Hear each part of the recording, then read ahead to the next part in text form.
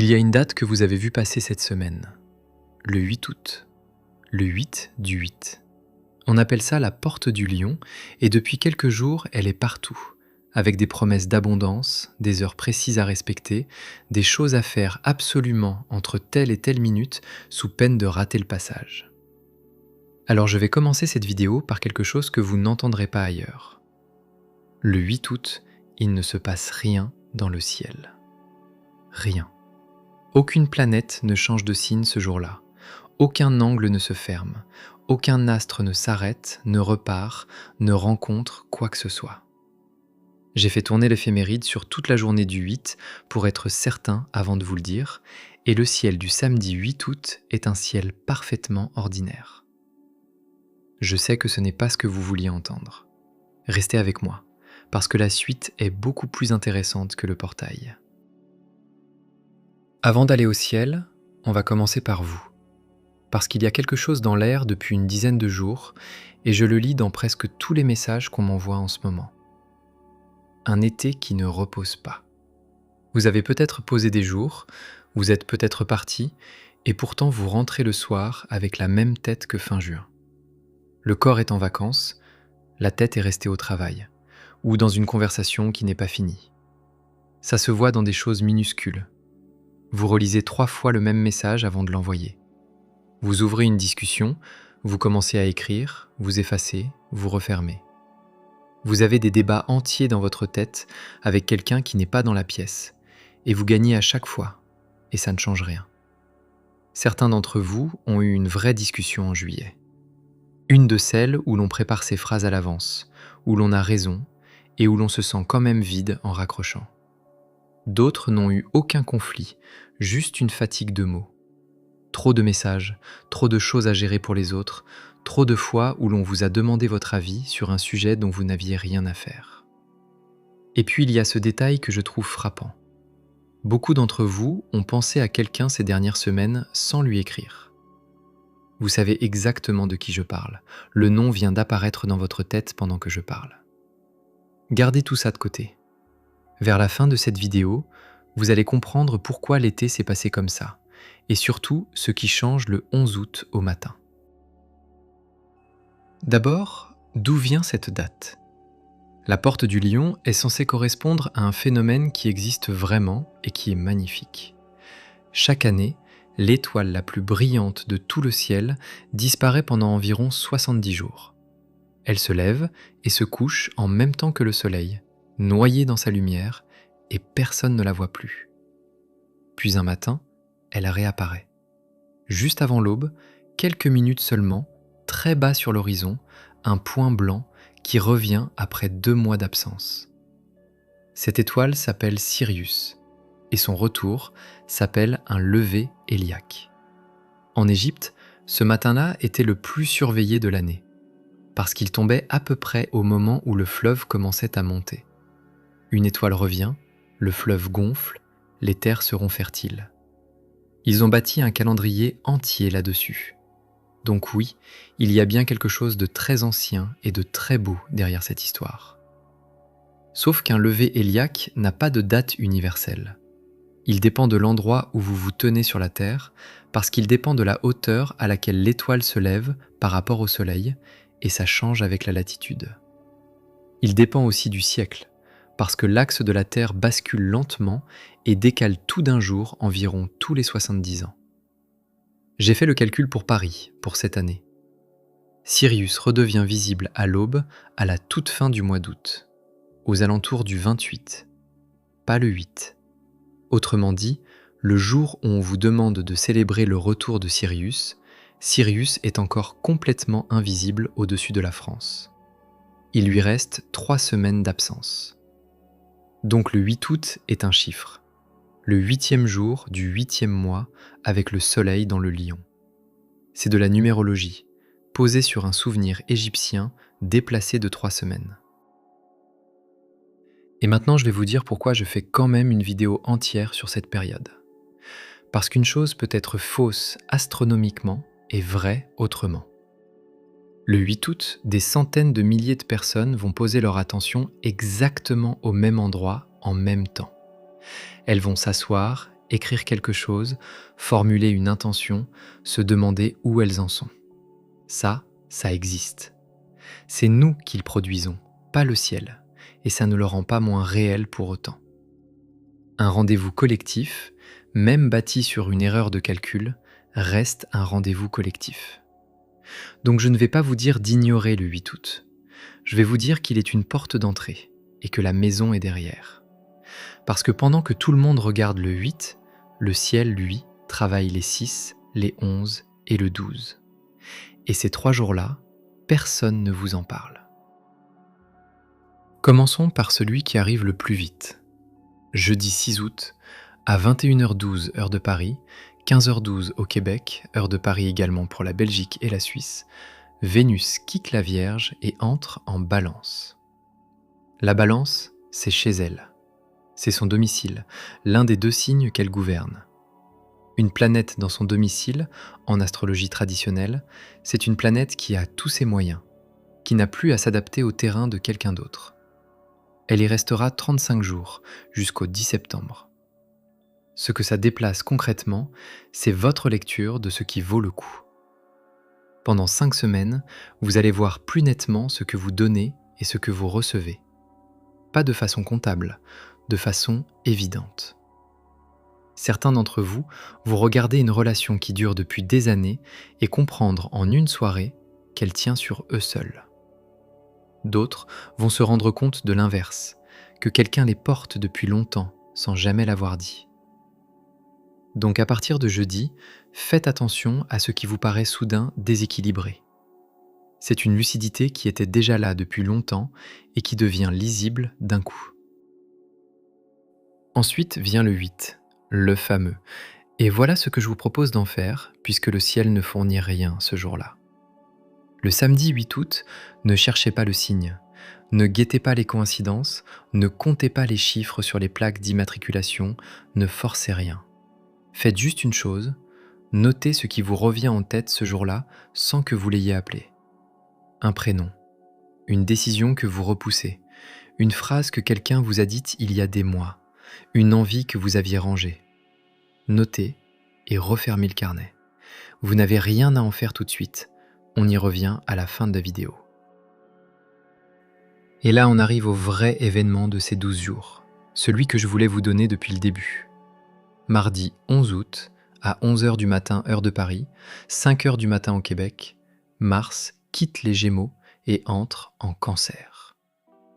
Mars, c'est la planète de l'action directe, le soldat si vous voulez, mais c'est un peu court. Disons plutôt celui qui tranche, celui qui met fin aux discussions, qui décide, qui coupe. Dans les Gémeaux, depuis des semaines, il faisait ça avec des mots. Vous l'avez peut-être ressenti. Les conflits de cet été se sont réglés à l'argument, au message, à la conversation où l'on prépare ses phrases à l'avance. Beaucoup d'entre vous ont eu des échanges très verbaux, très rapides, parfois épuisants, où gagner voulait dire avoir raison. En Cancer, Mars change complètement de méthode. Et il faut que je vous dise quelque chose sur ce passage parce que c'est important. En astrologie traditionnelle, on dit que Mars est en chute dans le Cancer. La chute, c'est le signe opposé à celui où une planète est le plus à l'aise. Autrement dit, Mars arrive dans le seul endroit du zodiaque où il ne sait pas bien faire son métier. Il ne peut plus attaquer de face. Alors, il fait autre chose. Il protège. Mars en Cancer ne défend pas une idée, il défend quelqu'un. Il ne se bat pas pour avoir raison, il se bat pour que ce qui compte reste intact. C'est une force qui devient territoriale, familiale, intime. Elle est moins spectaculaire et beaucoup plus profonde. Concrètement, à partir du 11, la question qui vous met en mouvement change de nature. Ce ne sera plus qui a raison, ce sera qui je protège. Et pour certains d'entre vous, la vraie surprise du mois est là. Parce que la personne que vous allez enfin décider de protéger, après des années à protéger tout le monde sauf elle, c'est vous. Vous vous souvenez de la fatigue de mots dont je vous parlais au début? Voilà d'où elle venait.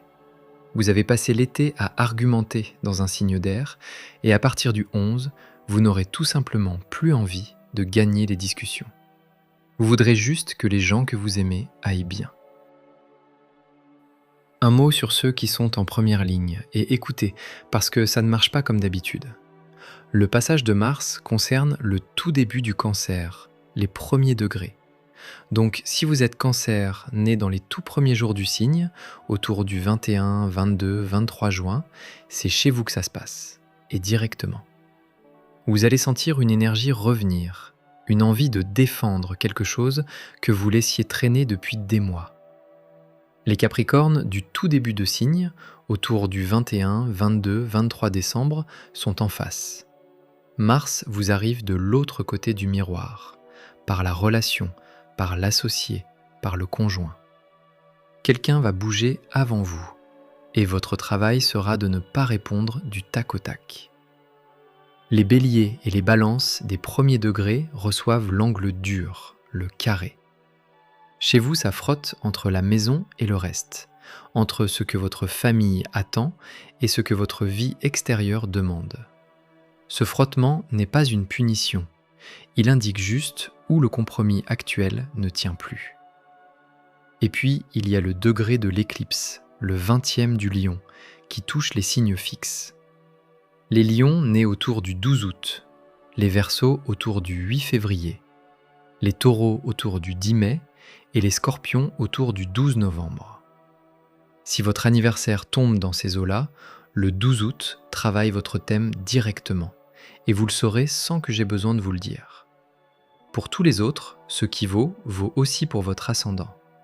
Si vous ne le connaissez pas, écoutez simplement lequel de ces passages vous a fait tiquer. En général, c'est celui-là. Maintenant, regardez le calendrier. Vénus rentre chez elle le 6. Mars change de camp le 11 au matin.